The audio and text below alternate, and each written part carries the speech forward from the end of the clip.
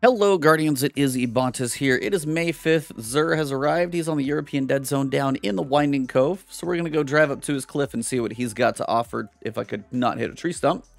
Also, if you guys missed it this morning, we recorded The Last Word, episode 135. We had the Bearded Luke on this morning. Great chat. He has a very unique history for Destiny and of course, talked all about Season of the Chosen information that we got. So, fun episode, lots to discuss in there. You guys will find that on my YouTube channel tomorrow morning. I'll post it up Saturday, 8, 9 Central Time, something like that. And you also find it on iTunes, Spotify, most podcast platforms. Let's see what this guy has to offer. All right, so, of course, your exotic engram, your random roll at a good stat roll, and, you know, helping complete your collections if you're missing anything. Now let's check out his gear. First, we've got the weapon that has broken the game multiple times, but still seems to be hanging around. If you did not get the catalyst for this before, it is actually going to be available to earn next season. So if you've been hanging off or are new to the game, you are going to want to make sure you have this in your collections, so then you can work on getting that catalyst for it as well. It's a fun fusion rifle to use, very unique in what people can do. Tends to break the game occasionally, so always good to have in your back pocket. It is a void fusion rifle. Diffusion projectiles attach and then detonate with a delayed void blast. And the big thing about that attachment and delayed explosion, it doesn't really have any range fall off. So eventually once it gets where it's going, then it explodes. So the damage is still at point blank range. So you don't have to worry about like range fall off or travel distance. It's still a fusion rifle, so it has to get there. But when it gets there, it explodes, you know, once it attaches. So definitely a unique fusion rifle. If for some reason you don't have this one, you're newer to the game, buy it, hold on to it. You're going to want to keep this thing around. For the gear this week, the Hunters, we have the Gwisin vest.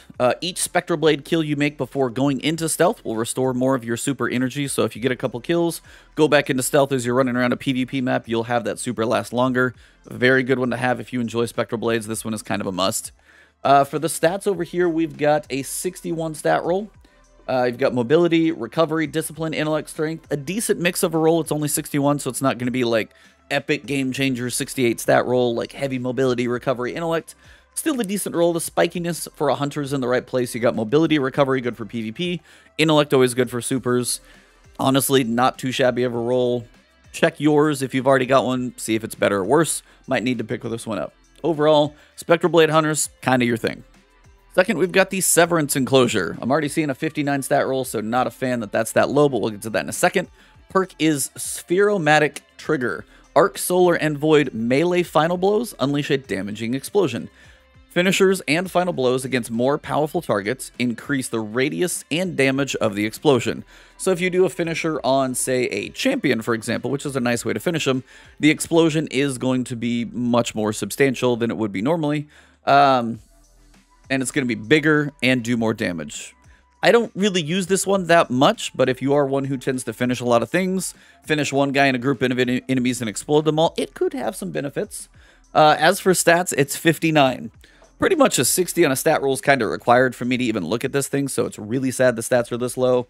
On top of that, you're an 18 in discipline, 14 in mobility, and then everything else is single digits. So if you don't have this one, buy it, so at least you've got it in your collections in case, you know, it gets reworked, turned into like a crazy meta thing.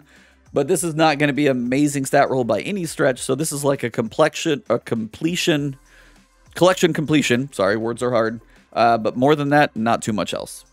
Finally, we've got one of the OG Warlock gauntlets, the Sunbracers. Increase the duration of solar grenades, and then if you get a solar melee kill, you get unlimited solar grenade energy for a brief time. If you do get that solar melee kill, you basically tend to be able to throw 5 solar grenades just back to back to back to back if you can pump them out fast enough.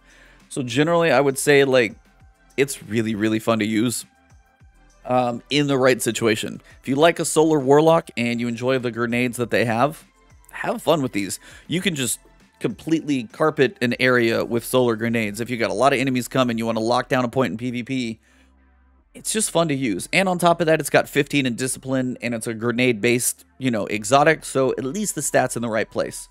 You've got resilience of 16. If that was in recovery, it would be better. Mobility is okay. 10 in intellect, 6 in strength. Again, not a perfect stat roll, but at least a grenade-based exotic has 15 in discipline, so not bad. It's an old exotic. Most people may have a better roll than this one, but if you don't, check your roll. If you are new to this exotic and you enjoy a Warlock, buy it. It can always definitely be some fun.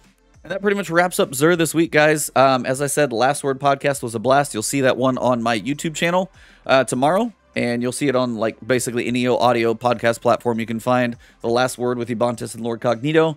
And of course, for me, you guys know I'll be streaming. I've been working through Immortals Phoenix Rising on my YouTube streams. Probably need to knock out my last couple things for Destiny, so I might stream this weekend. So you can find me on Twitch or YouTube. Follow me there. If on YouTube you guys do want to hit that subscribe and alert bell, that'll let you guys know when new stuff comes from me. And of course, you can find me on Twitter for my stream schedule and everything else. Thank you guys, though, very much. You guys have been awesome to support lately as we venture out. Thank you guys. Have an awesome one, and we'll see you soon.